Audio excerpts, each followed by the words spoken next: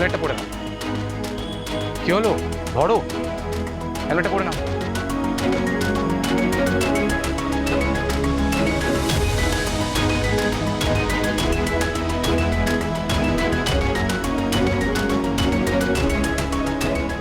হেলমেটটা পরে নাও।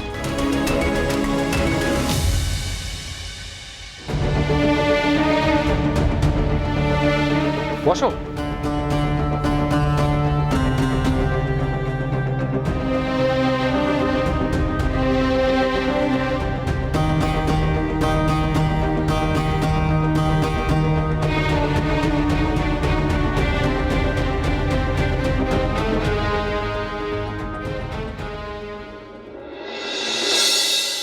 কিরে একলব্য, শরীর কেমন আছে তোর?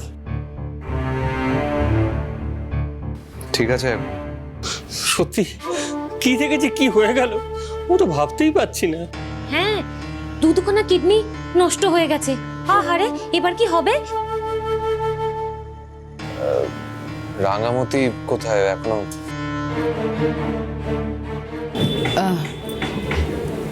রাঙা তো প্র্যাকটিসে গেছে। ও, এখনো ফেরেনি? না রে, এখনো তো ফেরেনি।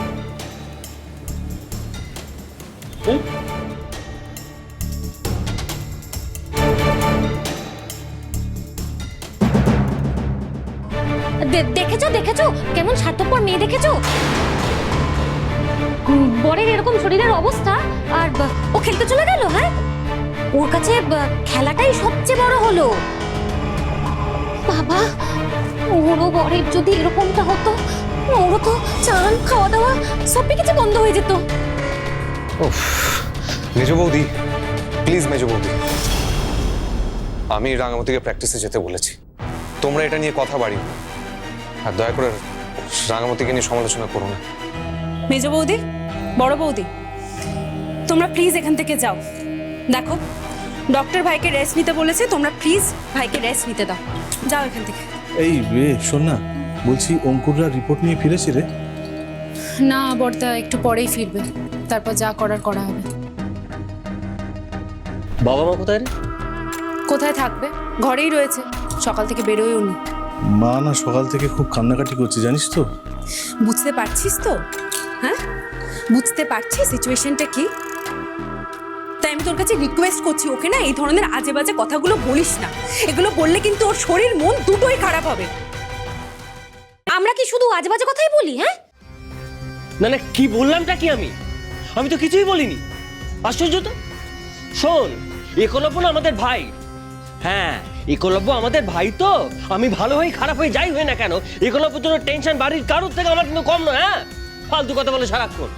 চাচাবাজি করছিস কেন? ওকে রেস্ট ফালতু কথা বল। না না, তুই চুপ কর। এই তুই যা, চল চল চল চল চল চল বেরো। এই কি বললাম আমি? না না, ঠিক আছে, এত চিৎকার চাচাবাজি করছিস কেন? অসুস্থ হয়ে আছে।